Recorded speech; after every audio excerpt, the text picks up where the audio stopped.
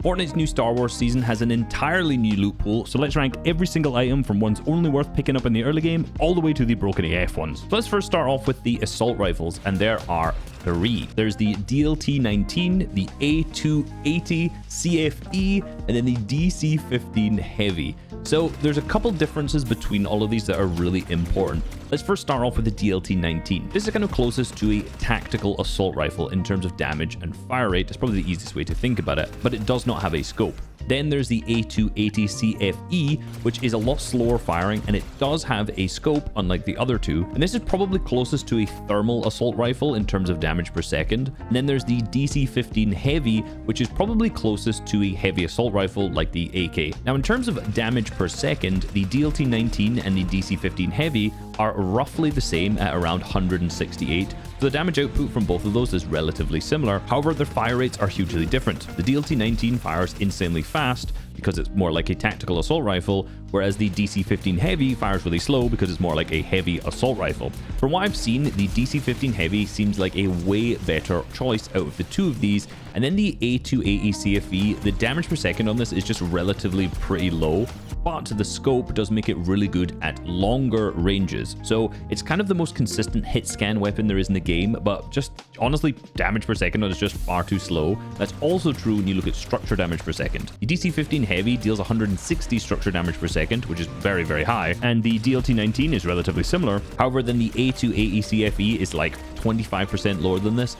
so it's very noticeable if you try to box fight with it that it's just not really that great. Another really important stat though is overheat time. So because all of these have infinite ammo, the amount of time it'll take for the weapon to overheat is really important. If it overheats quickly, that means you're not going to be able to spray onto walls as fast, and you're not going to be able to pressure as much because you have to then wait for it to calm down. And this is where the DC-15 really kicks in, because this has a 5.95 overheat time. So if you just sit and charge it and just keep shooting the whole time, it'll take basically 6 seconds until it overheats before you then have to go again. But with the DLT-19, this is 3.56 seconds. So the DC-15 Heavy, you can basically just pressure players' boxes for twice as long as you can with the DLT-19. So out of the three assault rifles, the DC-15 Heavy is by far the best, and if you've been beamed by something, it's kind of highly likely to be this weapon. DLT-19 with its higher fire rate might be good for box fighting and pressuring, and then the A250 CFE is kind of good for long range storm surge damage, even though there's not actually that many tournaments that are going to be really stacked. So I'm going to put the DLT-19 and the A250 CFE into the balanced tier, and then the DC-15 Heavy is going into the meta tier, because I think this is just the kind of obvious assault rifle to take this season. Then we're getting on to the Marksman Rifles. Now, if you look at the tweet that Fortnite game made, they made it seem like there was two weapons which had bullet travel time and bullet drop-off. They said the IQA-11 Marksman, which is the equivalent of a DMR, and then the DC-15 Heavy, which we just talked about. However, the DC-15 Heavy does not have bullet drop-off. It is a hit scan weapon, so this tweet was kind of incorrect. So the only weapon that isn't hit scan is the IQA-11 Marksman Rifle. Now this thing is insane if you manage to actually hit a shot. It deals 66 body shot damage, but 128.7 headshot damage. For reference, all of the stats I'm going to be using in this video are with the blue or the rare rarity, and that's the kind of most average weapon you'll be taking. Now again, in terms of box fighting and damage per second, it's kind of rubbish. It's kind of similar to this other scoped assault rifle that we talked about earlier. But again, the damage per shot, if you're going to hit, is going to be insanely high with this. And if you played any of the games so far, you'll realize there's a lot of people just sitting on hills, sitting really far away from you, just tagging shots at you from this. This is by far the best long-range weapon. But this is also going into the meta tier. It should also be noted that there's not really that much of a gravity scale to the bullet, so that means although it is traveling relatively slowly, it doesn't actually drop that far after you shoot it. So you need to lead your shots, but you don't really need to actually look up a little bit higher than the target. Now let's move on to the shotguns. There is the ACP Scatter and the BARM, or the BARM ST12. Some serious names in here. Now, the easiest way to figure out which one is which, ACP has P in the name, that's the pump shotgun. BARM, that's just basically a tactical shotgun. Now, with the ACP Scatter, I would say the easiest one that you could relate it to in terms of fire rate and damage is actually the Sentinel pump from the previous season.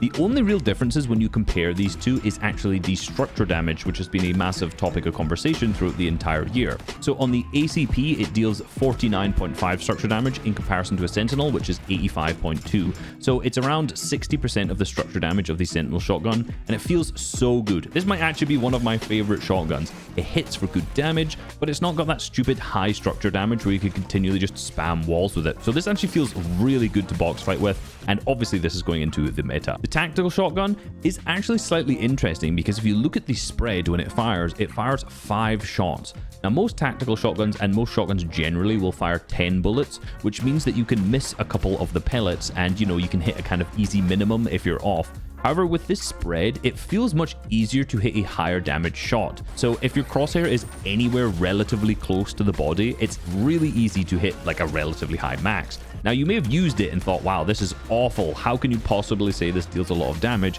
But that's because the bullet drop-off actually starts at 6 meters. Basically, if you're in their face, it's really easy to hit a max damage shot with this shotgun. If you're a little further in the way, it's basically entirely useless though. So for me, this is going into the early game tier because there's no real reason to carry this at all over the ACP, aka the pump. So let's move on to the SMGs. Now, the SMGs this season are interesting because you can kind of afford to carry one. There's not that many mobility items that take up a slot, so I would probably predict more people will be carrying SMGs. The first one is the CR2, and this has a really high fire rate of 12.5. So that means 12.5 bullets per second, and this is equivalent to like a Hyper SMG, a Combat SMG, the Stinger SMG from previous seasons in terms of damage. And to be honest, looking at the stats, it's pretty much exactly the same as the Hyper SMG from Chapter 5. It has the highest damage per second of all weapons, but it has almost no recoil and almost no bloom. It's kind of insane when you're in that close and mid-range. Because of the high fire rate, it's pretty easy to bleed damage through shots when people are just holding turbo build, especially if they're on rubbish ping. You could just easily just continually spray them and continually hit damage. Then because I have infinite ammo, you don't have to reload,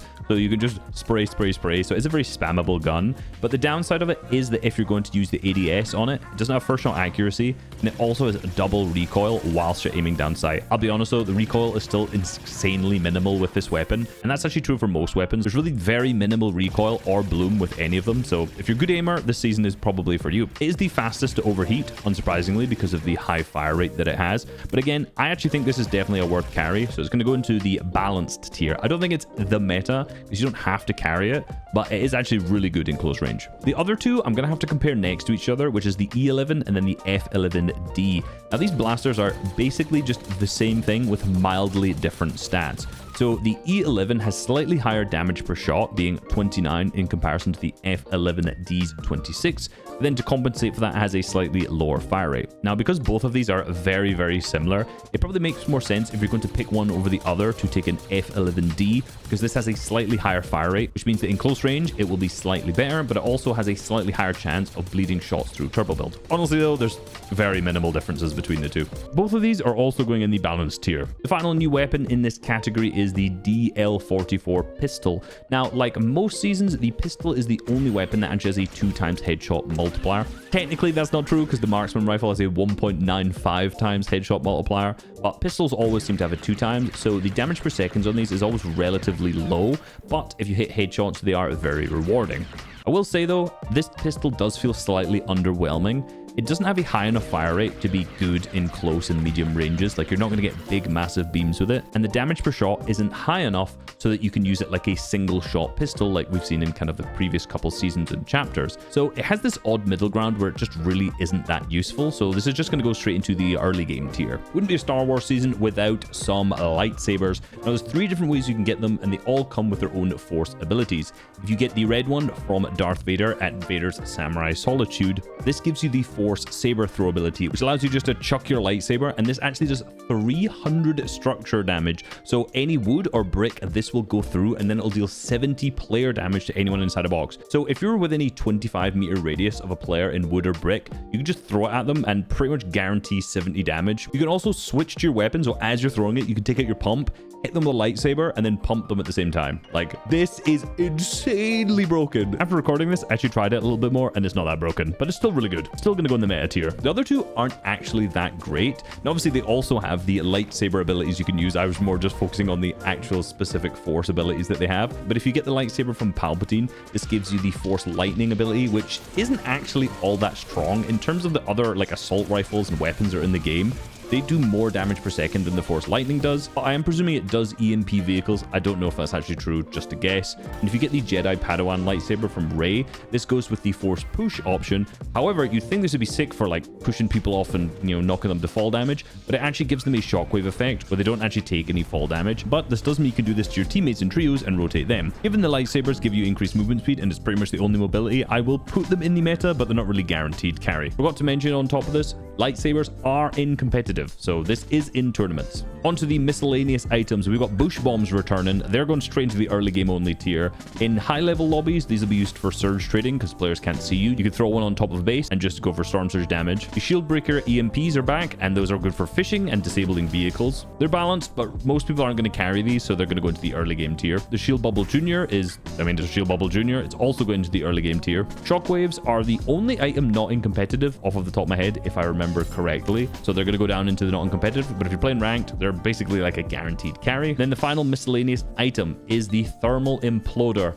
This thing is so crazy. So you throw it like a grenade and it'll deal, I think, 70 damage to players if it actually hits them and explodes on them, but it will destroy any structure. If you throw this onto a 2x2, it will destroy the tops and inside of all of these boxes. And because you can throw it far, you can line this up like grenades, like you used to be able to grenade stack. So this is unbelievably one of the most broken items, straight up into the broken tier. We also have a bunch of the heals. Obviously, a lot of these are just going to go into the staples and early game tier because they've been around for ages. I'm not going to bother talking about how good minis and bigs are. Like, we all know these are really good. But some worth mentioning, of course, was the Chug Jug, which this chapter has been changed and is obviously going to be the meta. It's the best heal in the game. The Slap Splashes, which are one of the only mobility items, and it also manages to heal you and your full team. And of course, the Blobs. These are insanely good this season because of infinite ammo. Now, because players don't have to reload, they can just really pressure you over and over and over and over again. And you'll probably have noticed if you played a bit, if you've lost HP, it's actually really difficult to get enough time to heal because they don't have to reload, so there's no reason to stop pressuring you. So having a blob where you can just throw it down and insta-heal 30 at least, and to be able to heal your team, makes these absolutely a meta item.